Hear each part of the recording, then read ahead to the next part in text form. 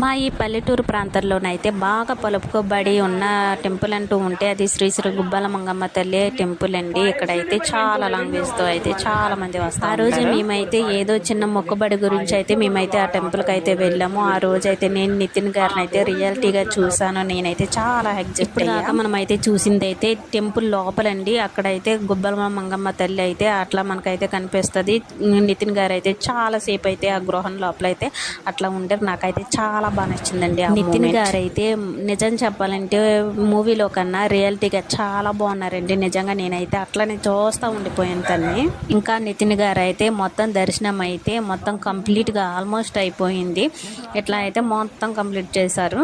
ఇలా అయితే కంప్లీట్ చేసిన తర్వాత ఇట్లా స్టైల్గా నడిచి వస్తుంటే మేమైతే తన్నే చూస్తూ అలా ఎంజాయ్ చేసాము. అలానే నాతో పాటు మీరు ఎవరైనా చూసుంటే ఖచ్చితంగా మీరు ఎలా ఎంజాయ్ చేశారో నాకైతే షేర్ చేయండి.